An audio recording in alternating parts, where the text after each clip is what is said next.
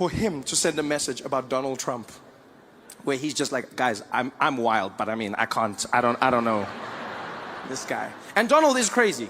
People ask me all the time, they go like, Trevor, come on, you're not being serious. I meet South Africans, they go that, Trevor, come on, man, Donald can't be that crazy, man, eh?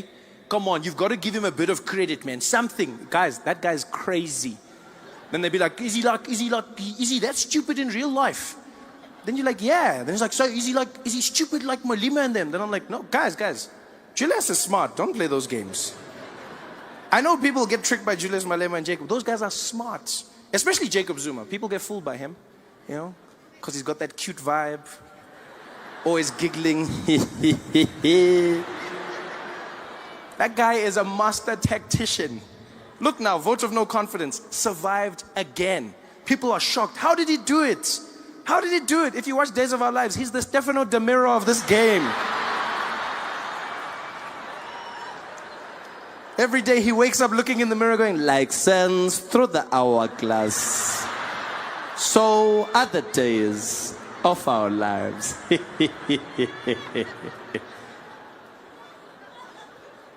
a lot of people make that mistake. I've realized a lot of people make that mistake. You think our politicians are stupid. Maybe it's because of how they speak. Maybe it's because of how they sound. You know, Jacob Zuma's smart. Jacob Zuma was the head of intelligence for the ANC during the struggle. Jacob Zuma started the chess team on Robben Island. A lot of people don't know that. He started the chess team. Yeah, that's why he's so good with moving the cabinet around. He's busy, yeah, Pravin like that because he's a horse. Check. Donald Trump is not like that. One thing I'll say about Jacob Zuma, catch him in a corner, ask him anything about policy, that guy will rattle it off. He may not know how to read, but he knows what he's talking about. Donald Trump has no clue about any policy whatsoever. He knows nothing about geopolitics. He knows nothing about his healthcare. Every time Donald Trump answers a question, you know he doesn't know the answer because he answers it like he's a contestant in one of his own beauty pageants. That's how he answers it. Every time you see Donald Trump on TV, you can see he's making it up as he's going along. They'll be like, Mr. President, can you tell us about your healthcare rollout and how pre-existing conditions are going to be covered? I know. We're going to have so much coverage, folks. The best coverage. All the coverage. I'm going to get it. All of it. It's going to be so good. Great. Some people even say the best. But how is it going to work? It's going to work. It's just going to work, folks. It's going to work. It's going to be done. I'm going to do it. It's going to be done. And the people in South Africa and Iraq and the countries and health and insurance, and we're going to do all the things healthy with the money and also thank you.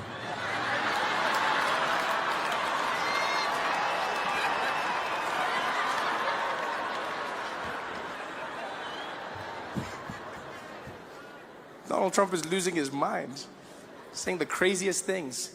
We're going to build a wall. And Mexico's gonna pay for it. I love how Mexico's like, we ain't paying for shit, man. We might build your wall, but we ain't paying for it, man. Stupid. Donald Trump's just doing his own thing. Everything seems to be going wrong for him. Now he's getting ready to start a war, launch a nuclear weapon. North Korea, they will know. Fire and fury. Fury and fire. Fast and furious. Tokyo Drift. Like no one's ever seen. This guy's gonna blow up the world, people. He's not having a good time. So I correct people all the time. I go, look, man, say what you want about Jacob Zuma. He knows his policy. Yeah, doesn't mean he's getting things right. Doesn't mean he's doing the correct things, but he knows his policy. You can't say they're the same, you know? And say what you want about Jacob Zuma, but he knows how to handle his ladies. Yeah, he doesn't have any problems there.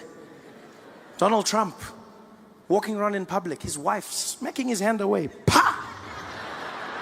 In public. Do you know how embarrassing that was? Donald Trump was there, trying to hold Melania's hand. She just slapped it away. He tried to grab it and she, pop. And then the second time, I tried to grab it, and she just did like a little thing. And everyone was like, are they okay? Are they fighting? I was like, yeah, of course they're fighting. They're having a horrible time.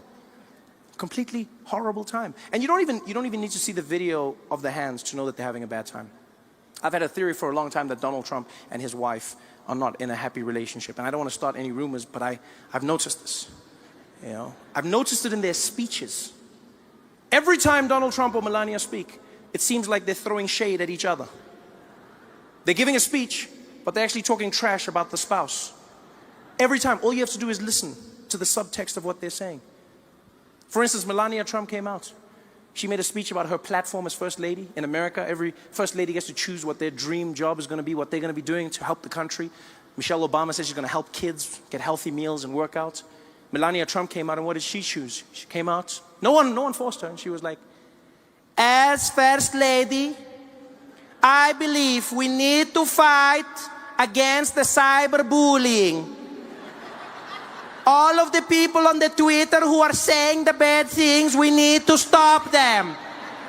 We need to make sure that they cannot carry on what they're doing. I was like, do you know your husband, lady? And now I realize she was doing it on purpose. They were having a fight. Yeah. She probably got home that night, dropped her keys on the table. Donald Trump was sitting in the living room, turned on the lights. Hi, Melania.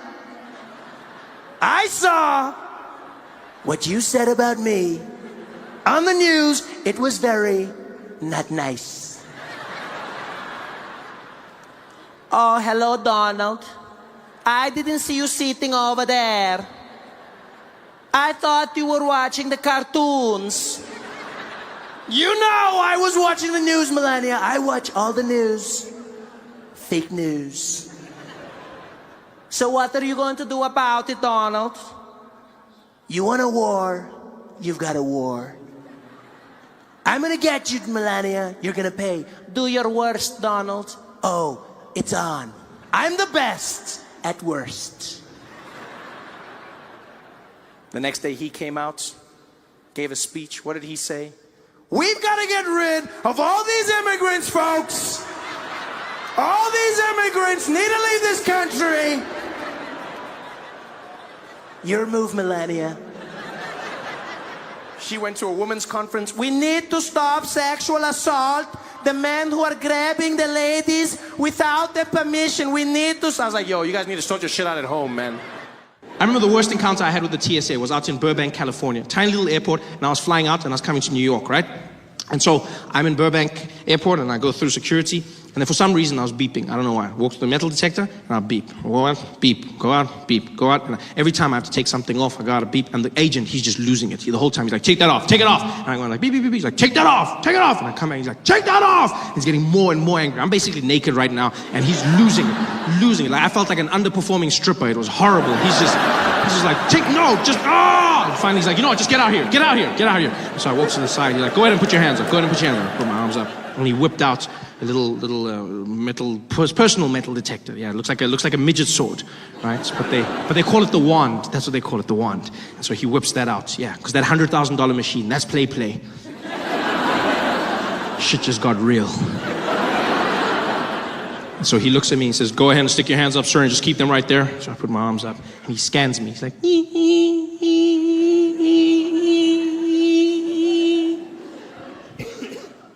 You got any metal objects on you? I'm like, well, then what was that for? If you were gonna ask me anyway, then what was this? The foreplay to my honesty? What is this? Why? And then, as if he can't do this right, he calls for backup. He goes, I'm gonna need you wait. Can we get Velasquez to gate 10, please? Velasquez to gate 10. And he calls for a man by the name Velasquez, who I'm assuming was the best wander that they had. Because he wasn't even on the floor. They called for him, and Velasquez emerged from the back offices of the TSA. And he walked out, and the energy changed. People bowed their heads as he walked past. Everyone gave him a little nod. You could see he was special, and he didn't look like it. He didn't look like much. You know, Velasquez was a little Mexican man, very long mustache, big chest, and he was very short, really, really short guy. But he didn't feel short. Like, he looked short, but he didn't feel short. Do you know what I mean? Like he had this thing. You know those short people that are so confident, it looks like they just chose to grow low. He had that energy. And so Velasquez walks down towards where I'm standing with my agents. My guy tries to apologize, says, I don't know what's going on. I silence him with one move of his hand. He's like, no, I go. And he stepped up, he looked me in the eye, and he's like, sir, you got to stand for side and not give God for that, okay? Don't touch nothing on the movie, okay? None of that. And I didn't know what he was saying. But I knew what he meant. And so I stood there, I raised my arms. And as I did, he whipped out his wand. And he started using it all over me. And as soon as he did, I knew why he was who he was. It was the most magical thing I've ever come across in my life. The way he wielded that wand was unlike anything I've ever experienced. I felt like I was being blessed. I just stood there with my head down as he went all over me, just blessing me with his power. It was something special. It was like a force and energy. It's like on the outside, you still heard that beeping. It was like, ee, but in my head, I heard a lightsaber. That's what I heard. I heard like, it was like,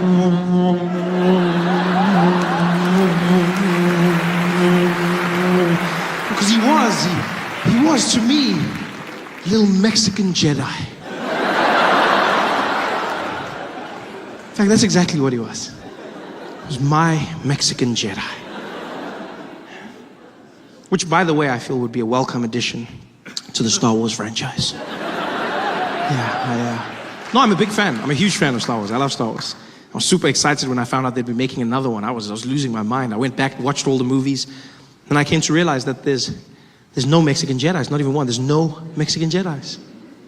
Which is weird. Because when you look at it, technically speaking, Star Wars is a vision of America in a distant future. So, surely it would be safe to say, judging by the current trajectory of Mexican people in America, I'm sure it would be safe to say that by that time, in a galaxy far, far away, there would be at least one. Just one Mexican Jedi. It's not even like it would spoil the story. Who knows, it might open up a whole new avenue. Can you imagine how different that epic scene between Luke and Darth could have been? Them battling it out on the Death Star. The moment of realization.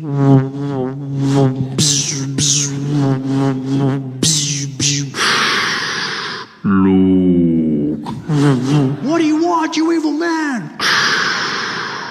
Luke. What do you want from me? No. Luke, man. Luke.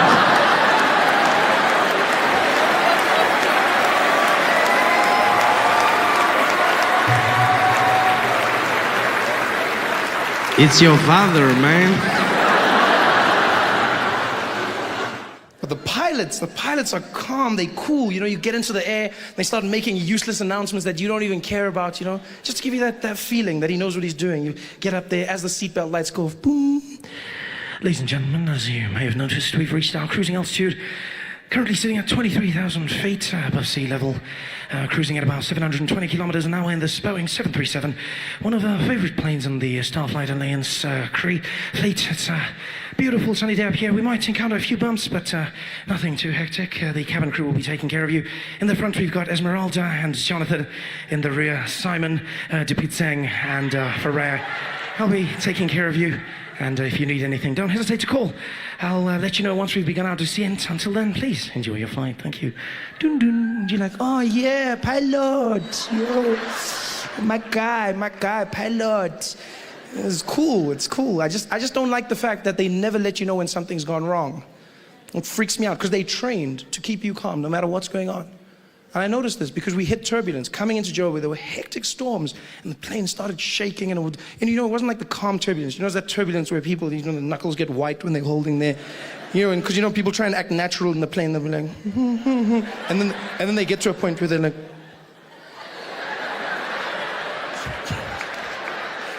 when that point comes, and like everyone is panicking, except the air hostesses. They're amazing. I love how they do it, Like you'll hit the turbulence, be like, things are falling, the bags are hitting the sides of the compartments. People are panicking, and except they just move through naturally. It's freaky. It's almost like the lower half is not connected to the upper body, because they'll just carry on. They'll be like, yes, you guys. Would you guys like some coffee? Yeah, okay. There you go. Be careful, it's hot. Thank you. Right then. Anything for you, sir? Yeah, okay. Okay then. Just pass me a apple juice, all right? Thank you very much. There you go. Would you like some ice? No ice, thank you. You know how they do it. And then the pilot has the nerve to come on in the middle of the biggest storm ever. The plane is shaking, the wings are tilting slightly upwards. You think you're gonna die. It's like, people are screaming. Ladies and gentlemen, we've encountered some slight turbulence. We'll ask that everyone return to their seats at this point and refrain from using the lavatories. Please note we will be flying at a high altitude to try and alleviate the problem. Also, keep your seatbelts fastened, and no hot drinks will be served at this time for your safety. Thank you very much, and I'll speak to you in a moment once we've gotten out of this bumpy patch. Speak to you in a moment. That moment might never come. He doesn't tell you this. When the nationwide flight lost an engine, the pilot said nothing. It just fell. Quiet. I don't want a pilot like that. I want someone who lets me know. I want to know before I'm going to die. I want to know. I want to say a prayer or two. I want to prepare myself, I want to forgive everyone that I hate in the world. Give me a chance. Give me a chance. But they don't, pilots. No, they don't. I bet people who die in plane crashes don't even know they've died. It must be the worst feeling in the world. There's like a whole bunch of confused people popping into heaven like, poof. I swear these airports change all the time. I never know where to go. I'm like, are we in heaven? Oh, wow, I can't believe we made it, hey? I can't believe, wow, this is amazing. And there's St. Peter at the gates, and he's like, hey, come forward, please, come forward. Come forward. She's like, who you are? I'm St. Peter. How about you? Yeah, I know, many of people are shocked. Just come. I get that all the time. Just come. No, I just thought that, no, don't worry, just come, please. Just wait till you see Jesus. Come.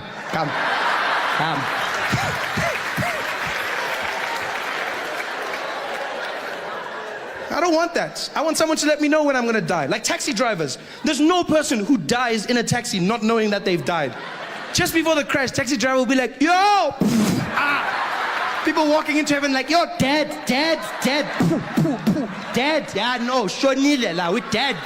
Gone. Ay. They know. Sometimes they survive the crash, but they still think they did. They're walking on the pavement, dead. You're dead.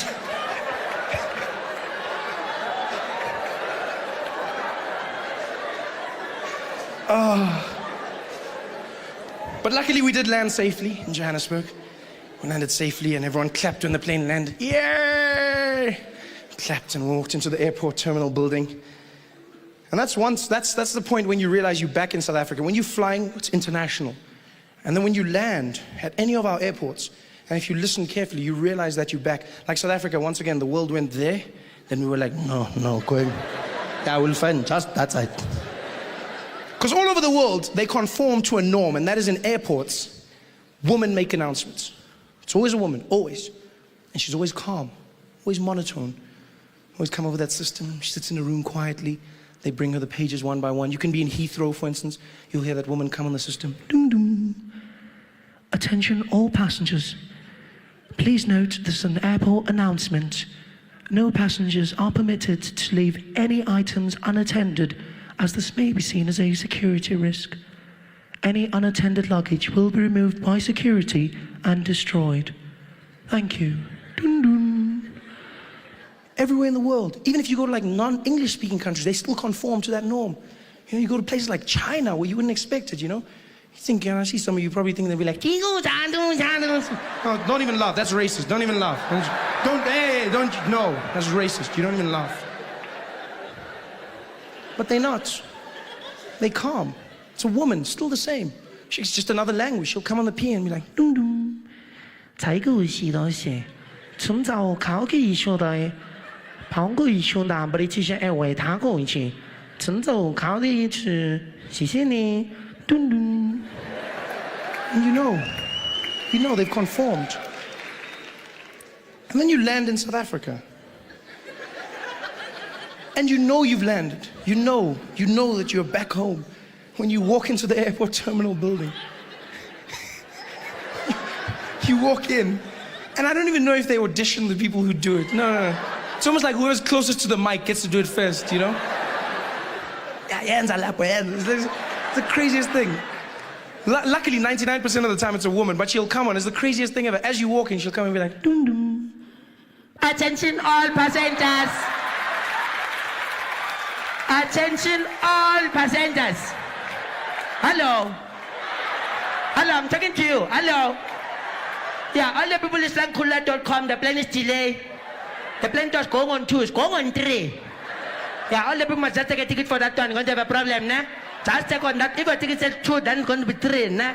That mustn't complain when the plane is not there, because then I need to tell you now. Then you must just phone the people that are coming to pick you up. Must tell them, yo, I need my plane is changed. It's stuck. And then they start speaking to people in the background. They don't even turn off their mic. All the must just tell the people they are. But tell you things. I want to tell you, I'm not drink. I need to tell you, I'm not drink. Yeah, I'm just not niggas. I need to tell you. Yeah, it's chicken.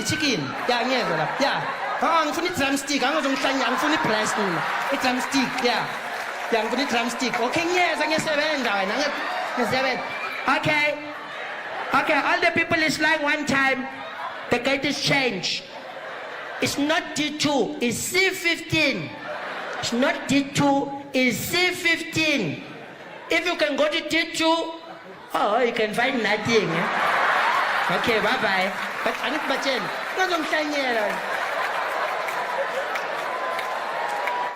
So I love coming home. I get to see the stories from a different angle. I get to enjoy it all. I'm so happy to be back. But everything has flipped on its head. 2 years. You know, guys, going away for 2 years is not a long time. And you come back to South Africa and everything has flipped on its head. I went away for 2 years. I come back and white people are on strike. I thought it was a Leon Schuster sketch. In the streets, white people marching, and immediately you're like, these people have no experience. No experience whatsoever. And white people, I'm not trying to minimize your pain in any way, but I'm just gonna say, when watching it on the news, it doesn't have the same gravity of the march of black people and colored people and Indian people in South Africa. Because when people of color in South Africa march, you can see they want service delivery. When white people march, it looks like you're fighting for vitality points.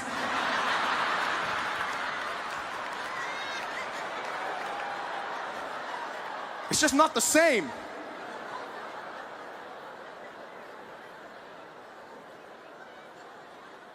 And then I saw white people got offended because they said, we're going to launch a march. Zuma must go. Zuma must fall. We want him gone. And then black people didn't join. And white people like, why don't they join? Why won't they join us? Yo, why won't they join? Because it's racism. Huh? We're marching for this country and they don't want to march with us because it's racism. That's why they don't want to join us. No, guys. Black people are not joining your march. It's not because of racism. It's because of rhythm.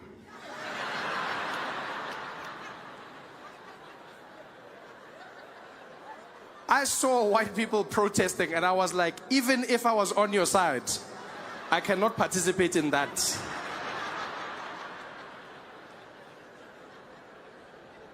The best white marches South Africa had were 3 old white ladies who had the worst struggle song I've ever heard in my life. Sounded like a lullaby converted into a struggle anthem. Zuma must go. Zuma must go. Zuma must go. Zuma must go. Zuma must go. Zuma must go. Yo, I can't march to that, guys. I don't even know where to begin. You realize a march is all about rhythm, right? 10% of every march is the issue, 90% is the beat. When black people march, you need to encourage others to join. Along the way, you need to pick up stragglers. Just some people who get into the rhythm as you move past. Some guys are just there as you walk past. House, house, give up, house, give up, house, house, da da da da, house, give up, house, house, give up, house, da da da, house, house, give up, house, give up, house, house. Ah, people are joining. People are joining. It's got power. You realize black people are marching from Soweto to Pretoria. You need a march that will move you. Every stride has purpose in it. House, house, house, house, house, house, house, house, house. Moving. Zuma must go. Zuma must go. Zuma must go. Zuma must go. Zuma must go. Zuma must go. Guys, we're not even getting to Craig Hall like that. Asfigi. Marching with that song to Pretoria, by the time we get there, Zuma left by himself. Chilling there in his house in Dubai. Laughing. Did they only arrive just now?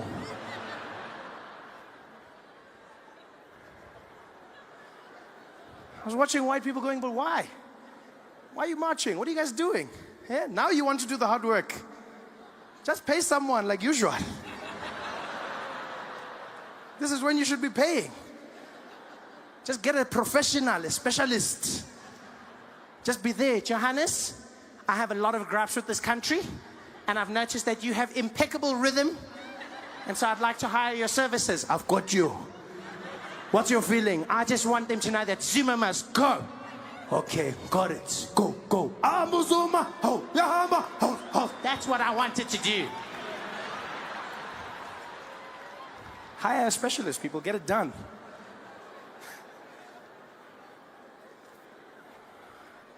This song will get you nowhere. It's a frustrating time, though, man. The Guptas came and shook South Africa up, turned things upside down, made us question who we are as a people.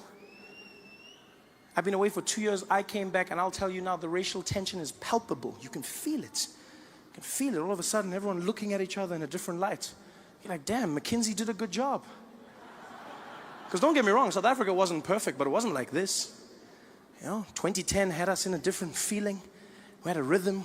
We had a plan. And then all of a sudden, it fell apart. Now we're looking at each other with shifty eyes, separated. The Guptas did a good job. People are angry, and I understand why, you know.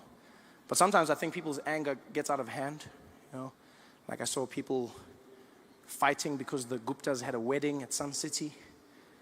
And at that wedding, they only hired white people to serve them. And people were like, they're racist, they're racist. Okay, maybe they're racist. Or maybe the Guptas are doing what every black person dreams of doing when they get enough money.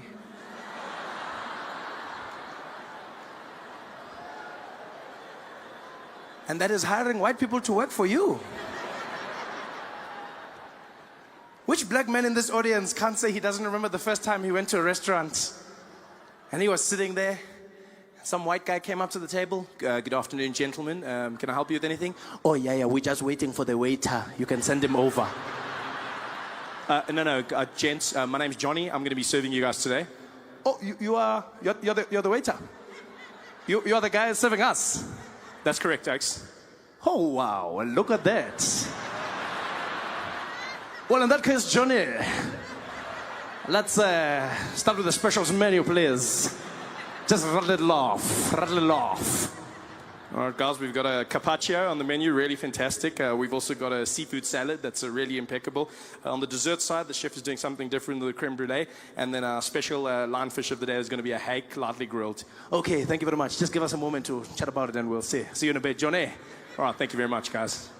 Hey, can you believe it? Yeah? Can you believe it? On my beck and call. Watch this. Johnny. Hey, Johnny. Yo, what's going on, guys? Nothing. Carry on. This is power. And it was a Sunday morning. I was in bed, still asleep. It was early in the morning, maybe like 9 or 10 o'clock. And the phone rings. And it's my baby brother using my mom's phone. His name's Isaac. He's 9 years old. So I answer the phone. Like, hello? Hello, Trevor? I say, hey, Isaac, what do you want?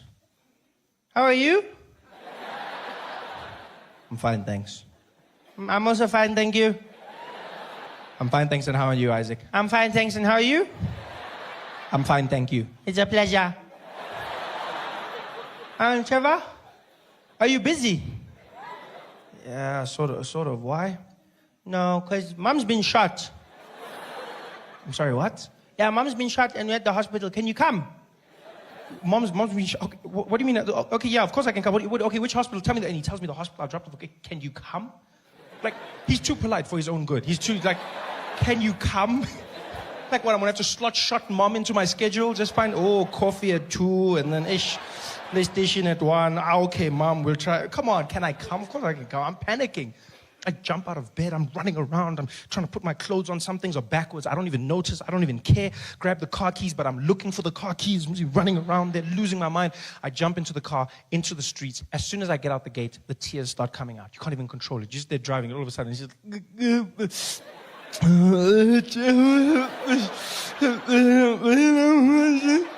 I'm driving, I'm trying to hold it back, but then I get to the traffic lights, the robot is red, and I just let it out. It just comes out. No,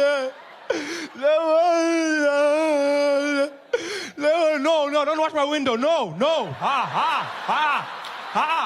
Hey. No, hey, no. No, And there I am, driving to the hospital like a madman. I get there, jump out the car. My brother's standing there, the emergency section. I see him outside. He's just standing like nothing happened, looking around. I go, Isaac, what happened? He's like, Mom's getting shot. She's inside. So I'm like, okay, are you okay? He's like, Mom was shot, not me. No, that's not what I'm saying, you idiot. Whatever, I'm coming back. So I run inside. My mom's in the prep area. All the doctors are standing around her. There's blood everywhere. I'm looking at the doctors. And just by the way, doctors are not as good looking as they are on those TV shows, eh? No, like they set the bar really high. Because I was shocked. I ran and I was like, what the hell's... Sorry, that was inappropriate. What's happening here, guys? They're like, sir, you need to leave. I said I was sorry. Come on, that's what's happening. Like, no, sir, you can't be here. Please leave, please. I'm like, whatever, okay. So I go outside. The nurse comes to me. She's like, Mr. Noah? I said, yes. Okay, Mr. Noah, we've got your wife stabilized right now. And I said, my wife? She says, yes, that's Mrs. Noah, right? Yes, that's my mom. Oh, I'm sorry. I thought, why would you think she's... Come on, hold on. You think I would... I mean, she's cool, but I mean, like, have you seen the girls? I should show you the pic... Oh, well, I'll show you the pictures afterwards. What's going on? She's like, okay, Mr. Noah, your mom's just been stabilized, and we're going to have to start thinking about surgery. She's been shot in the head, and she's been shot in the lower buttocks region. This is a very serious thing. I'm like, yes, it is. Okay, so what's happening? Well, we just found out that she doesn't have medical aid. So what? She says, yeah, she doesn't have medical aid. Now, my mom always had medical aid, always. But now, it turns out she canceled it a few years ago. I didn't know this. She canceled it because she never gets sick. You know those people? I just never get sick. I never get sick, Trevor. I never, ever get sick. I don't know why I have this. I never get sick. Yes, but you didn't think of bullets.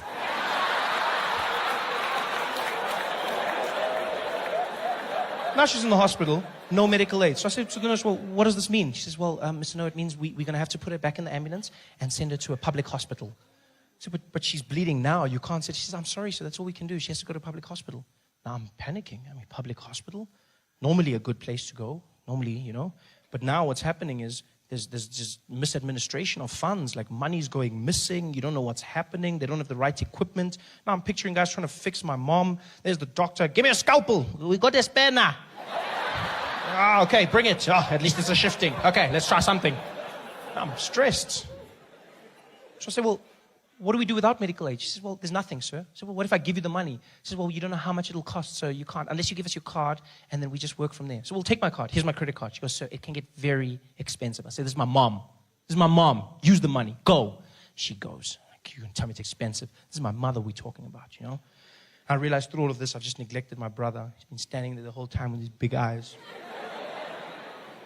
So I'm like, hey, Isaac. Hey, Isaac. What's on your mind, man? Are you okay, big boy? He's like, Trevor, Yes. Can I come to your house and play PlayStation later today?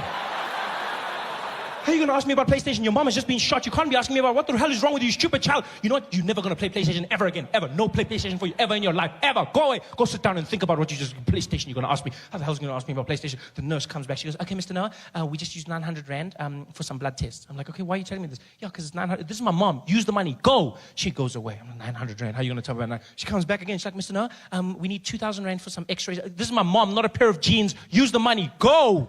She goes away. I'm like, this is my mom's going to die. Asking me questions here. Busy asking me, my mom's going to die. My mom's going to die. That's all I'm saying. And I say it. My brother hears me. He starts crying. I'm like, Isaac, I'm sorry. Are you okay? Are you okay? He says, I'm not okay. You said I'm never going to play PlayStation ever in my life. And I want to play Need for Speed, and now I can't play PlayStation. I'm like, you still crying about play? You have no right to cry. You hear me? You shut up. Stop crying. You can't cry about this. You shut up. Now some woman comes out. She knows my mom's been shot. Now she thinks I'm telling my brother not to cry about my mom. She just gets involved. She's like, hey, you let him cry, okay? You let him cry. Some people express their pain in different ways. You let him cry. I'm like, I will not let him cry, lady. I will not let him cry. Many kids grow up without one, okay? It's just it's fine. Like, you should go play in the park or something. It's not a time to cry right now. What the hell? You spoil your kids. That's your problem. You should take it away from them so that they can learn about life. You both shut up. All of you, shut up. I'm telling them this. The nurse comes back. She goes, Mr. Noah, we're ready for surgery. I'm like, so do the surgery. She says, yeah, but sir, this could get very expensive. ICU and surgery is very expensive. I'm like, lady, what is expensive? This is my mother. She says, so well, anyway, from like 20,000 Rand. This is my mom, all the way to like 500,000 Rand.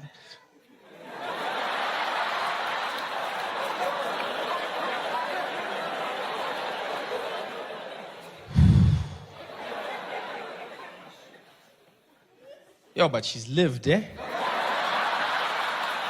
I mean, she's like, what, 56, 57? I mean, it's almost finished. I mean, you know? Even she says she's old. I mean, you know? And you said the bullets in the head, and head, it's finished. Yeah, because now we need to pay for the funeral, and we need to buy scones for everybody, and this guy needs a PlayStation, you know?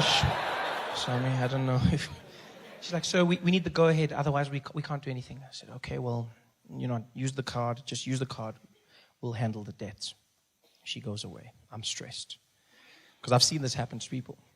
Go into a hospital, you don't have enough money, use your credit card, next thing you're in debt for years, and the person could die. Yeah, the person dies. And when they die, the doctor doesn't give you your money back. No. No, he doesn't. Yeah, because he tried, and that's all he has to do. Yeah, you'll get there and be like, doctor, did you win? Be like, wah, wah.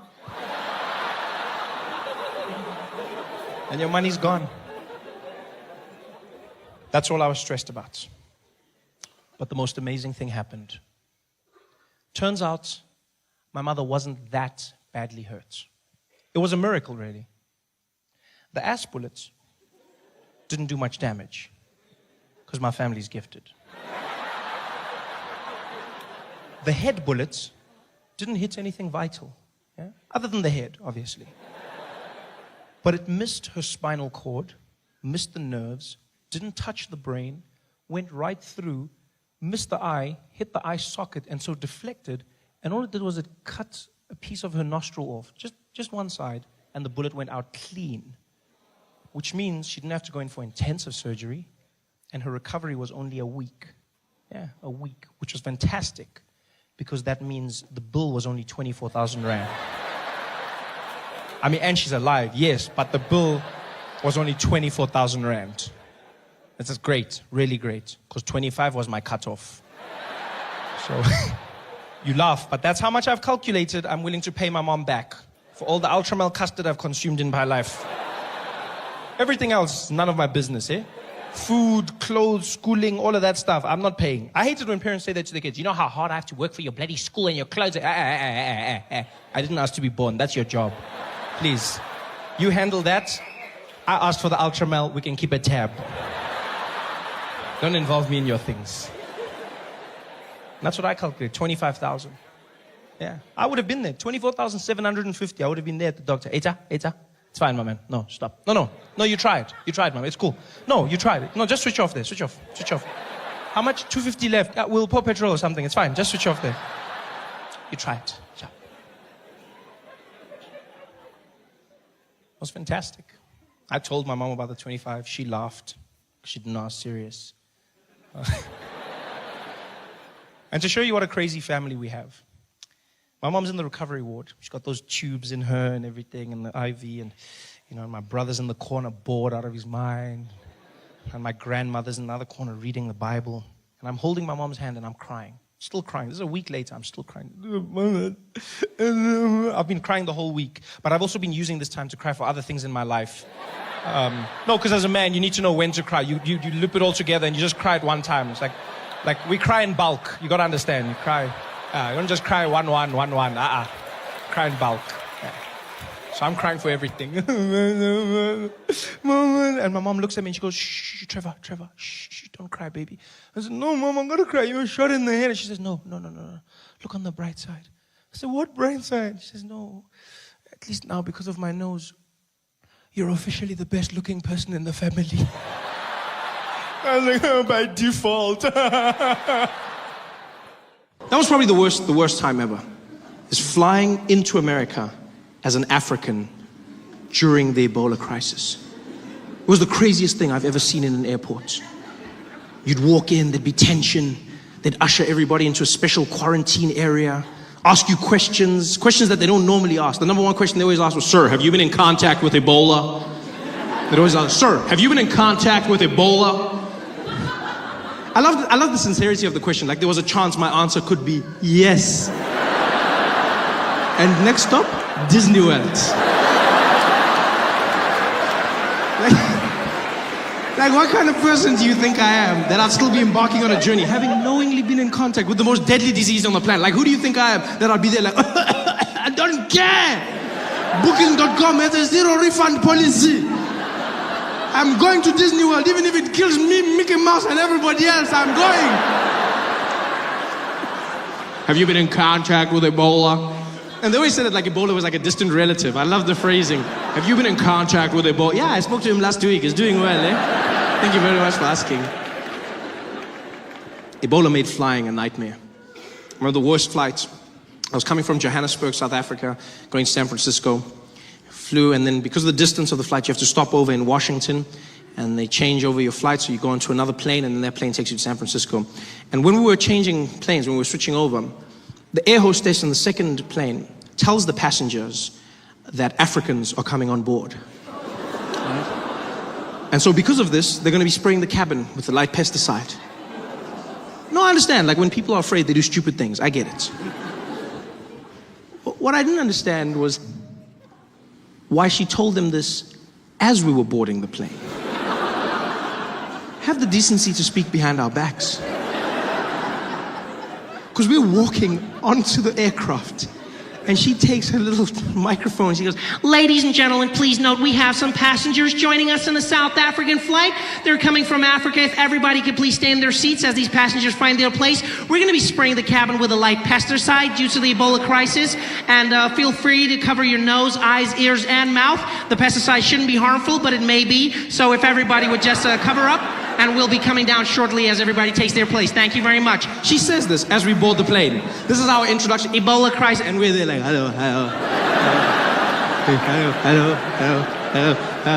Do you know how hard it is to find a seat in a plane with people that think you're bringing them death? Do you know how hard it is?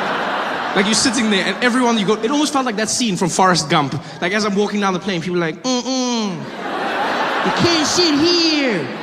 No space." I'm just walking down trying to find your Jenny. Finally, everyone's seated. We take off. Plane heads out to San Francisco. And it was by far the most tense flight I have ever been on. I coughed once. The plane shook. It wasn't even a bad cough. It was just like a little tickle. I was just like, the guy opposite me was like, "Ebola! Ebola!" I was like, "Yo, dude, calm down, man. Calm down. It's just AIDS. You're safe, buddy. Calm down. It's okay." Everyone was so stressed. The plane was tense. No one wanted food nor snacks. We finally land at the airport. The plane is taxiing to the gate, and everyone was waiting for that seatbelt sign to go off. Everyone was just, like, it was more than normal. Because already, I never understand why people are in a hurry on a plane to get out of their seat. Like, because you can't go anywhere. But whenever a plane lands, everyone's just like, come on, come on, come on. You can't go, you're gonna go there. That's where you literally go there. He's like, come on, boom, yeah. You can't, I don't understand why people are in a hurry to go. You know who's even worse? The people at the window. You have no right to be in a hurry. You're sitting there like, come on, boom, yeah. Oh, that's good, yeah. Yeah, pass me my luggage. Pass it to me now, right now, yeah. I'm glad I didn't sit down for 2 more minutes. This is much more comfortable. Just stay in your seat, just wait. Ebola made it worse, 100 times worse. You know, because now everyone wants to get out of the plane. Coughing, sneezing, you can feel the tension. And as we're about to leave, the air hostess comes back on the PA and she goes, ladies and gentlemen, back in your seats, please. Everybody back in your seats. Unfortunately, right now, we have a health and safety official that needs to come on board just to make sure that everything is A-okay due to Ebola. We're just gonna make sure that everything is fine. So please stay in your seats, ladies and gentlemen. Again, apologies for the delay. She says this, and then this man comes on, a health and safety official, right? And he has with him a list of all the African passengers and a thermometer, right? A digital laser thermometer.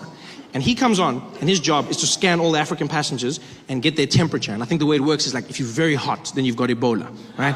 So he's got the list. And he walks around, scans the passengers, and gets the thing, walks down, ticks their names off the list, gets the temperature, gets the names, temperature, names. Finally gets to where I'm seated.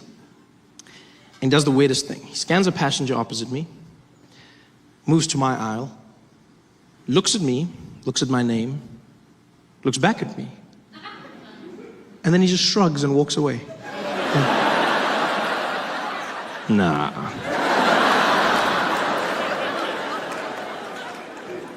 Almost as if I wasn't African enough. I've never felt so conflicted in my life. Yeah, because don't get me wrong, like, I never want anyone to think I have Ebola. But I also don't want anyone to assume that I can't have Ebola. You don't know me. You don't know what I'm capable of. I could have all the Ebola in the world. And this guy just ignored me. He walks away. I'm there trying to cheer myself up, like, chin up, Trevor, you could have Ebola. Chin up, kid, come on, you could have Ebola. And he walks to the back of the plane. He scans the rest of the passengers, gets to the tail, and he realizes he's now missing a name. So he looks back through the plane, can't figure out what's going on. I know it's me, but I'm not gonna help him. Yeah. He had his chance, he had a good Ebola man, and he let him go. And so I watch him panic. And as he panics, the air hostess comes back down the plane, and she goes, hey, what's going on? I need to get the people out of here. He goes, yeah, I know, I got a problem on the Ebola list. I can't figure out where the passenger is. And she's like, yeah, I gotta get the people out. He's like, look, I know this is killing me as well, but I just gotta figure out. She's like, yeah, if I don't get them out, I'm dead. I gotta get the people going. It's like, yeah, I know, just calm down, just give me a second. And now you can feel the tension building in the plane. People start whispering, there's murmurs going around. Because some people are hearing pieces of the conversations, like broken telephone as it goes down the plane. All they're hearing is, yeah, Ebola killing me, people. Oh. She's like, yeah, dad, everybody out of here, dad. And it's like you feel the tension. People start looking at each other. The guy opposite me didn't even hide it. He was like, it's you, Ebola, it's you. I was like, dude, I do not have Ebola. Stop saying that. Stop saying. He's like, it's you, damn it, it's you. I'm busy coughing. I was like, if you don't shut up, I'll cough on you. I'll cough on you now. And he's like, what? I was like, I'll cough on He's like, what? I'll kill you. I was like, I'll kill you first. Like, everyone in the place starts losing. The people are going crazy. Everyone is stressed. People want to leave. In the middle of the chaos, in the midst of all of this, I'll never forget a Middle Eastern man, maybe 4 rows behind me, dressed in very traditional garb. He stands up and he sticks his head into the conversation being had between the air hostess and the safety official. And he goes, excuse me, pardon me, sorry to interrupt. I couldn't help noticing what you are talking. I just want to say, maybe you want to check. I noticed that gentleman over there was coughing a little bit. The man, he never write anything for him. I thought he was wearing a hood, something about him. I don't know, something. Just made me a little bit uncomfortable. I thought maybe you want to check. There is, you know what they say, see something, say something. Yeah, I just, maybe you check there. I did go to Zambia, though. Fantastic place, Zambia. Went there, visited the place, had a good time. While I was there, I had a chaperone who really made my trip. His name was Ali Nani, a sweet guy. And his job was to get me accustomed to the Zambian culture, And every day he would give me a new piece of information, some more interesting than others. Like one day he looks at me and he goes, Trevor, Zambia is a very, very conservative nation, huh? I said, oh, okay, Ali. He says, yeah. So please, stay away from profanity. I said, oh, okay, I can do that, And I assumed he meant swearing, right? But I didn't say anything because I wasn't sure if he meant a person or swearing. I wasn't like, no, because in Zambia, people have names like profanity. So that's how I laughed when I met Screwdriver, eh? That's the same way I laughed. Yeah, because you see, in South Africa, we have African names you can translate, like happiness, blessing, hope, those kinds of names, right? But then in Zambia, people give their names, like their children, they give their children names of everyday English words, anything. So like table, chair, car, house. Yeah, you see like this, you just have to get used to it. It's very hard, but you have to keep a straight face. Which was difficult because I met a mechanic who had sons named Brake and Clutch. And that was not, especially when Brake was running around causing chaos. And his dad was there like, stop it, Brake, stop it, Brake, stop it, Brake. And I was like, hey, stop it, Brake. But you have to get used to it. It's a cultural thing. And so you have to respect it. And the second warning Ali gave me was even stranger. We're driving through Lusaka, the capital. And Ali looks over at me in the car and he goes, Trevor, here in Zambia, we are a very God-loving nation, eh? I said, oh, okay, Ali, that's a good thing to know. He says, yes. So while you are here, don't be gay. So what? He says, I know it can be tempting sometimes, but don't do it, huh? Don't be gay. Don't be gay? I've never been warned of this in my life. Don't be gay. Hey, bro, don't be gay. Don't be gay. Don't be gay. Crazy warning to get. But then I found out why Ali was warning me. Turns out in Zambia, being gay is illegal. If you are found to be gay, you will be arrested and sent to prison for more than 30 years. Yeah. Which is a bit of a weird punishment.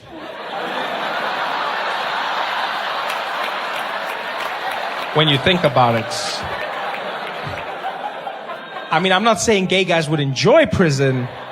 I'm just saying if I was gay, that's not the worst thing you could do to me. You'd be like, you're going to jail. I'd be like, oh no.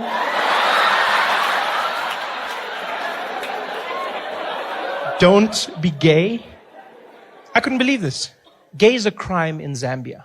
Which got me thinking, if gay is a crime, that means the police have to monitor it. They actually have to police gay. Yeah. Which means in their police force, they have a gay division. It's a crime. It's a crime. So that means they've got a murder unit, they've got a robbery unit, they've got a white collar crimes unit, and then they've got a gay unit. Huh? Yeah, they've got a little G unit in their police force that's responsible for all things gay. That must be the most fun police force to be in the world. You get to go undercover, dress up really nice, get in touch with your flamboyant side, just have a good time. I bet the sergeant's there every morning briefing his detectives. Good morning, detectives.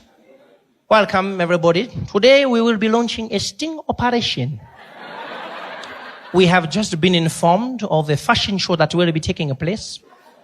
And as you know, the gays cannot resist the latest trends. Therefore, we will be in full attendance to apprehend each and every one of them. Let us make sure we are here. Detective Chipua, present. Detective Table, present. Detective Mungai, present. I think he's in too deep.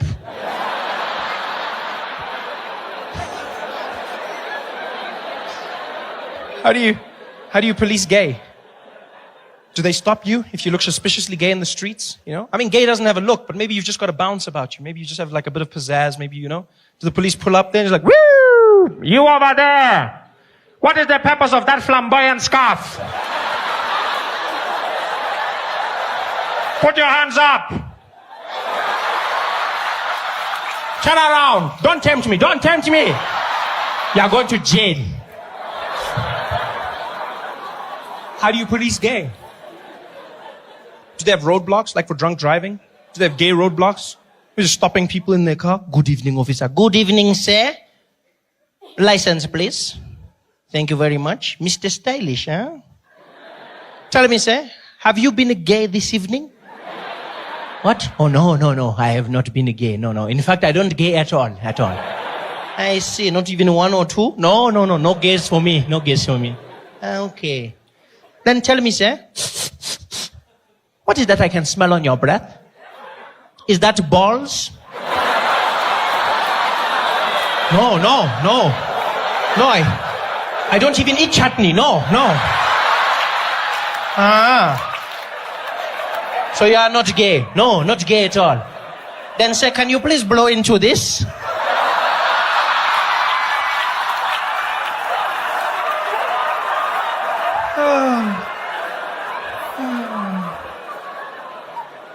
Don't be gay. I was not gay while I was in Zambia, so I had a good time. Went around, saw the people. The highlights of my trip came when on my day off, I asked Ali for suggestions. Ali said to me, maybe you should drive around Lusaka, meet some of the people, just have a good time. I said, Ali, I want to do something special. He said, okay, well, in that case, maybe you can go to the mall. And if you are lucky, maybe you can ride the escalators, huh? So what? Yeah, I'm not promising anything. But if you are early, maybe you can go once or twice. So escalators, I know, mind-blowing, huh? I thought he was messing with me. Until I found out people in Zambia go to the mall just to ride the escalators. Seems ridiculous till you understand the backstory. When we were in Zambia, there were only 5 public escalators. 5 in the whole country. The first escalator was built in August. Yeah. Not August 19. No. You guys remember August? August. You guys remember that? They built their first escalators ever. Yeah. And so now it's all the rage. People go to the mall just to ride escalators. Yeah.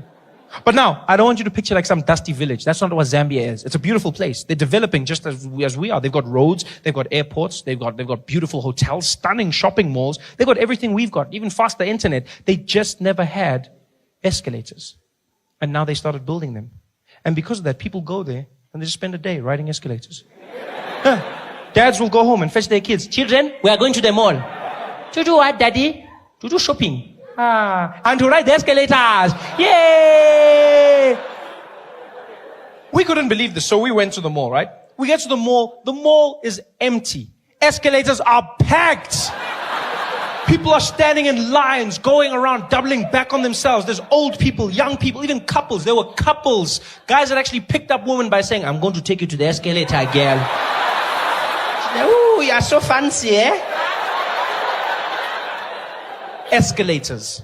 Some people didn't even know how to ride the escalators. Kids were easy. They just jumped on. Old people would panic. There was one guy who got on the escalator and it was going up. And I guess to compensate for something in his mind, as it went up, he started leaning. He fell down. He was hurt so badly. Oh, it was fantastic to watch. We spent like 3 hours doing this, just watching people riding escalators. And you know what? Our patience paid off. Because in hour 3, the most fantastic thing happened. A school brought a class of children to the mall. And their excursion was just to ride the escalators. It was magic. 30 kids, about 5 years old, cutest things, wearing their little black and white uniforms. And they're standing there together holding hands. And they were so excited, so they're shining, not from excitement, that Vaseline.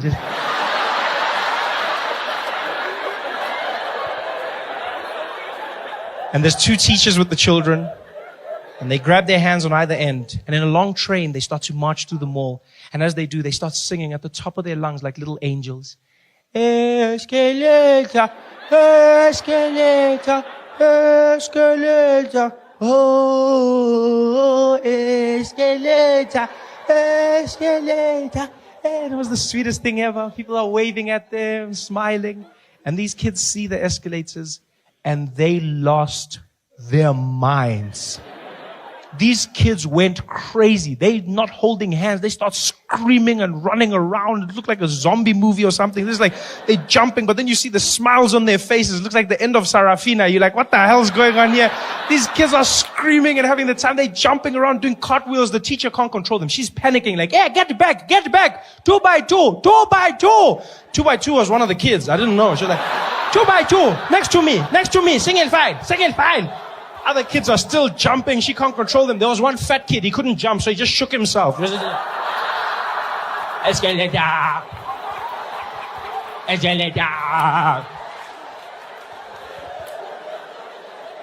It was the most amazing thing I've ever seen in my life.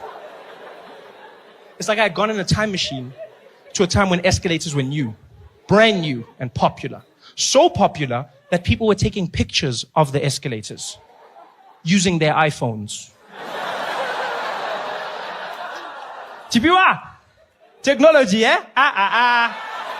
Who even thinks of these things, eh? Can you imagine? Hey, we are in the future now, man. Mechanical moving stairs, huh? What are we going to see next? I don't even know. I wonder how it works, eh? Let me just check there. Siri, how does an escalator work? I don't know, eh? Some of you may or may not know, I have a new job. This is great. Thank you very much. Thank you. Yeah, so that's fun. Phoned my grandmother to tell her the good news, which was really cool. I don't think she understood what was going on, but still she was happy. Phoned my gran, and she was on the phone. I was like, Granny, I'm going to be on the Daily Show. And she's like, ooh, Trevor, I'm so happy for you. You got that job. I said, no, Gogo. No, I already had a job, Gogo. I already had a job. She's like, no, you didn't. Did you have an office? I said, no. She's like, then it wasn't a job. Well done, Trevor. My mom was a bit better. I phoned her. She was on the ball. You know, she was really excited for me. And to give you a bit of a backstory, I have 2 younger brothers. Right? I have one brother is 9 years younger than me, and then the youngest is 20 years younger than me. And so the youngest one, who's 11, just became head boy of his school. He's the head prefect at his school, right? Yeah, so then, no, please don't, no, this is my show. You don't clap for him, please. They didn't clap for me at his, please. I work hard for my applause, please, guys. So anyway, so I phoned my mom. I phoned my mom to tell her my good news. And I'm on the phone with her, and I'm like, Mom, this is happening. She's like, oh, baby, I'm so happy for you. Oh, this is so wonderful. Oh, I'm so happy. This is so great. Oh, and did you hear what happened with your brother? He became head boy at his school. Oh, I'm so happy. Both my boys are doing big things. And I was like, yeah. Some things are bigger than others. She's like, no, baby, it's all the same to me. It's all the same. I was like, you say that, but I mean, you know. If you had to choose. She's like, okay, fine, I'll be honest. You were never a prefect, so... Damn it! That's when I wish I had a physical phone. Yeah? That's when I wish I had a landline. You know, I have those landline moments in my life where I wish I had an old school phone so I could slam it down. Young people will never know the joy of slamming a phone at the end of a call. Like, cell phones have robbed us of that. That feeling, you know, where you get to tell the person, screw you! Bah! Ah, it feels so good. They feel it on the other end, like, ah! It's like you punch them in the ear. Now with phones, you've robbed of all of that. You know, there's no sense of power. Screw you! That's all you have. And you can't even press the screen hard because you're scared you're going to crack your own phone. You don't... I hate cell phones so much. I think they're robbing us of our intelligence. I honestly believe cell phones are going to be the reason that human beings devolve. We're going back to the Stone Ages because of those things. Everything about them is turning us into apes again. Neanderthals. I was looking at my thumbs the other day. I spend so much time texting and sending messages that I feel like they've started curling over like monkeys' hands. I've gotten really good at typing and grabbing branches.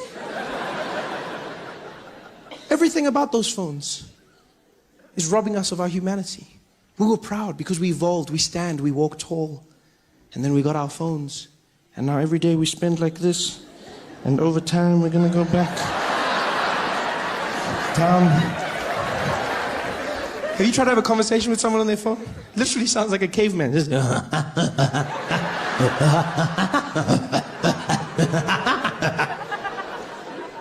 We've lost it. We don't know how to communicate anymore. Now we use those emojis for everything. Emoji, emoji, emoji, emoji. No one even uses words. Send a paragraph to your friend. Had a great day, did this. It was so funny. They reply. And did you hear? She died. Ooh. That's it. No words. Emojis are basically the cave drawings of 2015. Yeah, we judge cavemen. We think they were primitive because we couldn't find any words in their pictures. Someone's going to think the same thing of us. The way we look at cavemen and go, oh, look at them, they couldn't write. Oh, the caveman, he was so simple. Oh, and he was hunting and he had a family. Oh, simple. Someone's going to see our messages in 1,000 years. Be like, oh, look at that. Oh, the people of 2015, simple. Oh, yeah, look at that. Oh, they laughed and they cried. Oh. Sometimes they laughed until they cried. Yeah. Some of them were blind in one eye, yeah. But that didn't stop them from having fun. Aww. And there were monkeys that didn't talk. Aww. Monkeys that didn't listen. Aww. And they were always dancing in red dresses. Aww. 2015, a simple time. We don't communicate anymore. But our emojis, phones are making us dumb. I fear most for women. You know, the most intelligent of our species. Yeah. And I fear for you. I fear, ladies. I fear for what the selfie has done to you. Women are obsessed with selfies. The average woman spends 50% of her day thinking about when she can take the next selfie. That's all she's thinking about. Oh, let's take a selfie. Oh, let's take a selfie. Let's take a selfie now. Let's take a selfie. Take a selfie of me taking a selfie of you. Oh, this is great. Selfieception. I love it. Everyone's just in there. Selfie, selfie, selfie, selfie. And you know what's fine? The pictures look great. The pictures look great. Instagram. Oh, like my picture. Yeah, it looks normal. But have you seen what it looks like when someone makes a selfie? It is the creepiest thing you've ever seen in your life. A normal woman sitting by herself, having lunch, doing whatever she's doing. And all of a sudden she'll look at her phone and something in her head goes weird and she transforms into a selfie monster. She literally just be there looking at her phone, going through stuff, and all of a sudden she's like,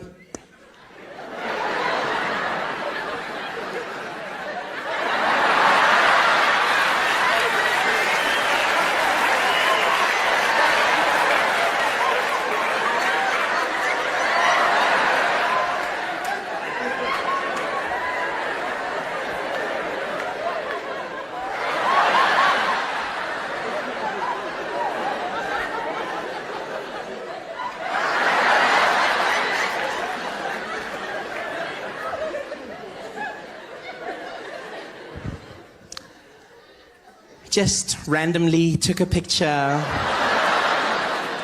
caught off guard, hashtag I woke up like this,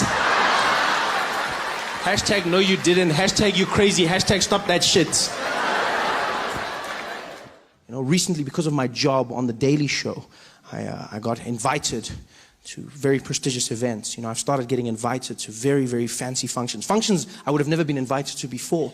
You know, recently I got invited to my uncle's wedding. Never knew me before this. And before that, I got invited to an event in New York called the Met Gala. Right? A very prestigious event, yeah, where 500 people are gathered together. Different personalities from all walks of life come together. You know, actors, singers, painters, musicians, everyone. And you spend a night dressed very nicely, looking at history and art. Just walk around, smiling, looking sophisticated. Yeah, and it's so exclusive that they tell you exactly what you're going to be wearing at the event, right? So they're not dress code, exactly what you wear. So I got phoned. They said, Trevor, we'd like to invite you to the Met Gala. I was like, wow, okay. And they said, and you will be wearing a Ralph Lauren suit. And I was like, oh, okay, how much is that? Ralph Lauren. But they were like, no, we provide it for you. Ralph Lauren is going to be giving you the suit. And I was like, wow, I get to go to the Ralph Lauren store and pick up a suit for myself. They're like, no, the man, Ralph Lauren, is going to give you a suit. Do you know how mind-blowing that is? To meet the man whose name is on your clothing. That was just crazy. Like, that's never happened to me. I've never had the opportunity to meet the person whose name is on my clothing. I've never had the chance to say, pleasure to meet you, Mr. Price. Like,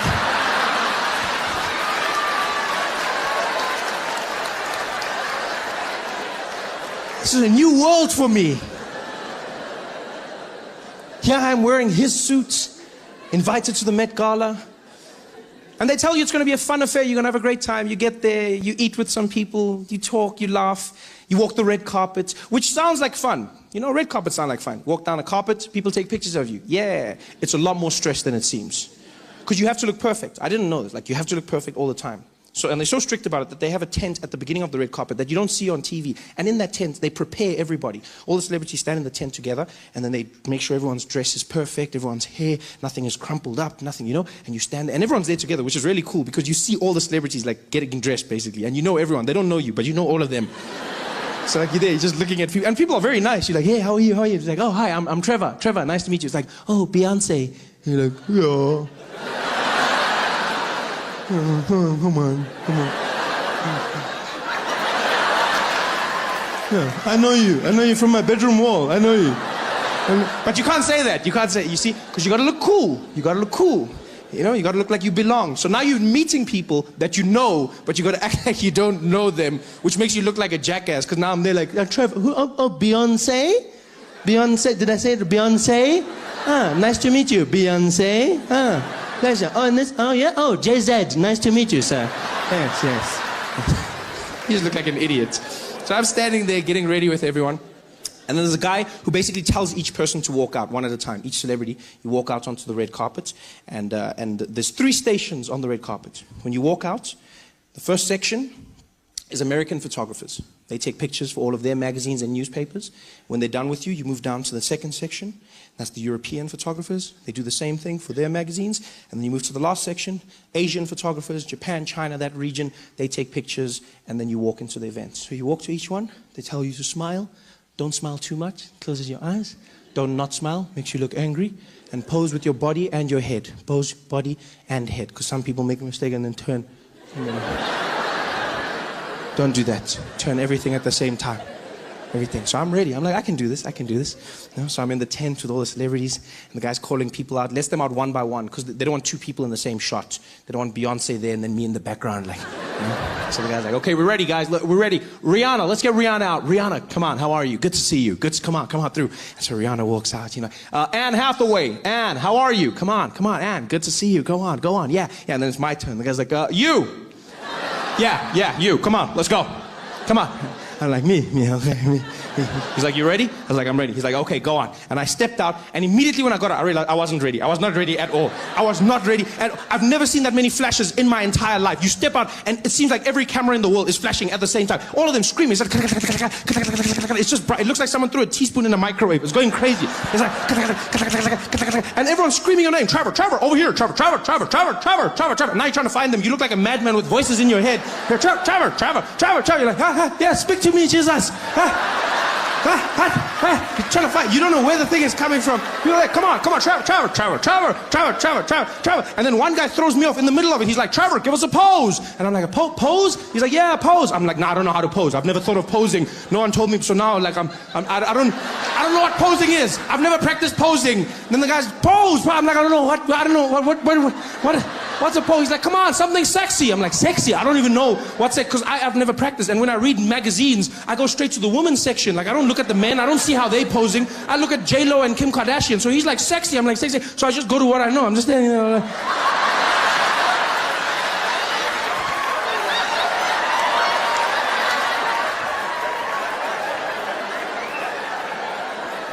I was like, what the hell? Okay, stop that. Okay, that's good. Okay, go on. Good job. I was like, okay, that was stressful. So I moved down to the European section.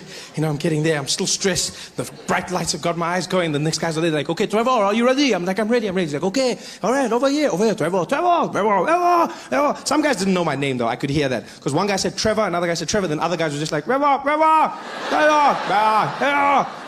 Yeah, but it's sort of like with a dog. Like, a dog doesn't really know its name. Like, if your dog's name's Spotty and you go, Foggy, it's like, huh?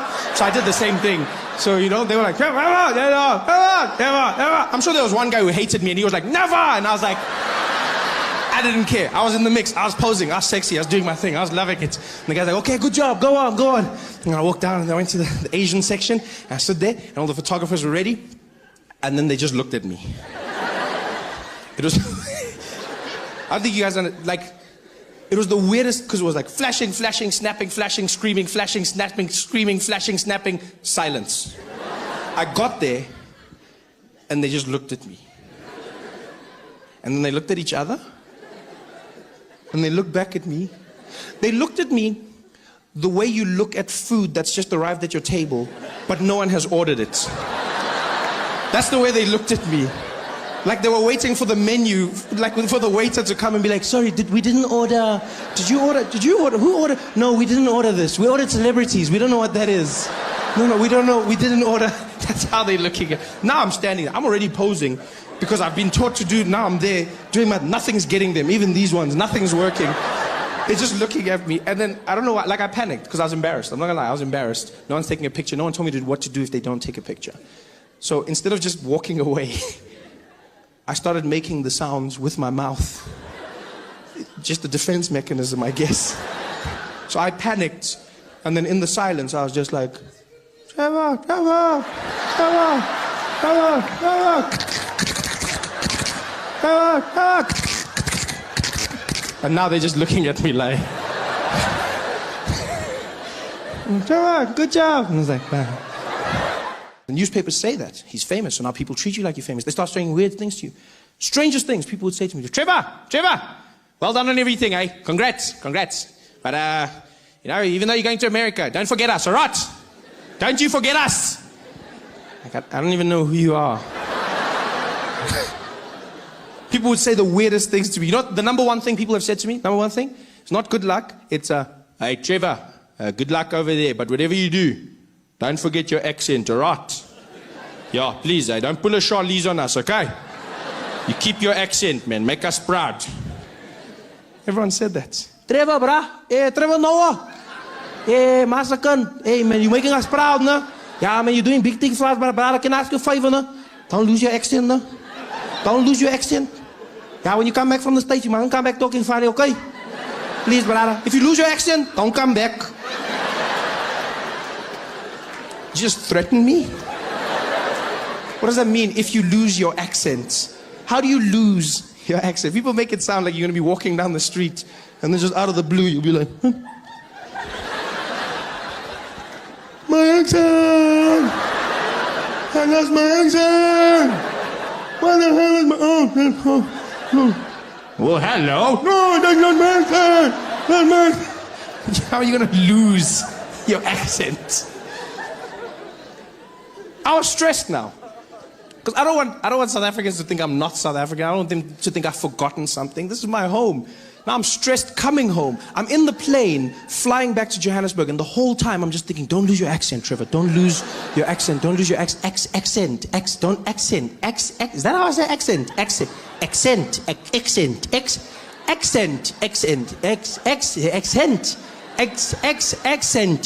By the time I landed at OR Tambo, I was losing my mind.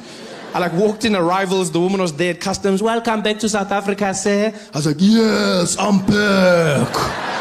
Same old Trevor. Nothing changed. Going crazy. Because I love accents. I really do. I love accents. I like learning languages, and so obviously accents are a byproduct of that. I've learned over time that even if you can't learn a language, an accent is a great way to communicate with somebody in your own language whilst trying to bridge the gap. You know, you learn somebody's accent, you communicate more effectively. The thing is, though, you have to learn the accent in the right way. If you're going to speak to someone in their accent and you do it in the wrong way, you might come across as racist.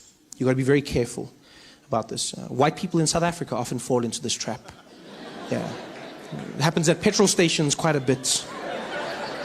See people driving in with their friends, talking normally, sitting in the car. So, I mean, if we get all the numbers together, marketing should be behind this. It should be a breezer, HR's stepped up, and it's going to be a great year end. Look, we try and make sure that sorry, hold on. Hello, Baba! Hey, sharp man. Please put Lapo full tanky, eh? 95, unleaded, yeah. Also check our tires, eh? Pressure, pumpy, not too much, eh? 2.2, okay? Yeah, good jobby, yeah, sharp, donkey boss. Don't do that. He's a grown man. He's been pouring petrol his entire life.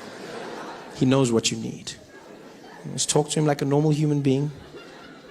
That's the thing people don't understand. Speak to him like a normal human being. I used to get so angry. Whenever I'd see white people changing their accent when they talk to black people, I get so angry. I was like, are all white people racist? Is that what it is? Oh, racist? And then I learned. Life taught me not to be so quick to judge. Yeah, I learned a valuable lesson. I was driving to Gold Reef City one day, into the backstage area, and the security guard came out to the boom, and he was like, hey, how are you, sir? Is your name on the list? I said, yes, how are you, Baba? My name is Trevor. He's like, okay, Chabal. I said, no, Trevor. He's like, oh, sorry, Chabal. I said, no, Trevor, Shalva. Trevor, Shalva. Trevor, Shalva. Trevor, Shaval.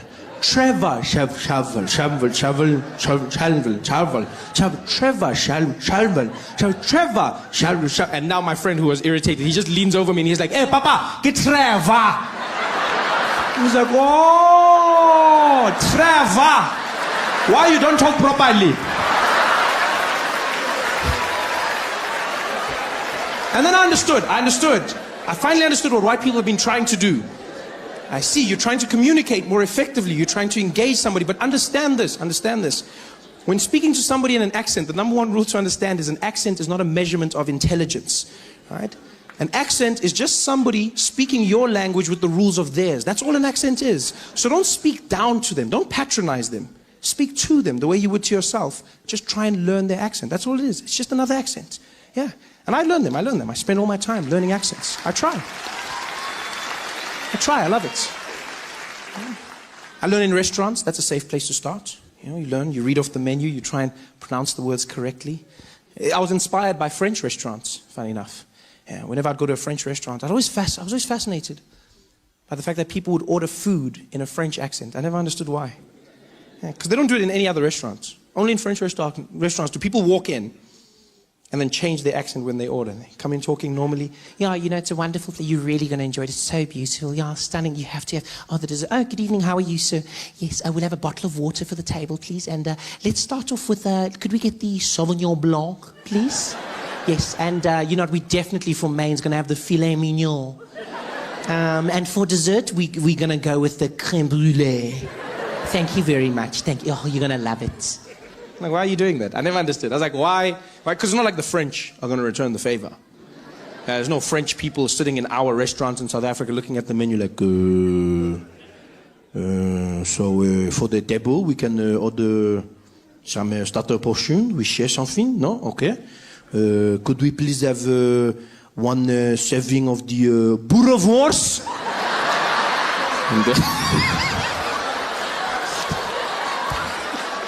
That's not gonna happen. Hey guys, thanks for watching.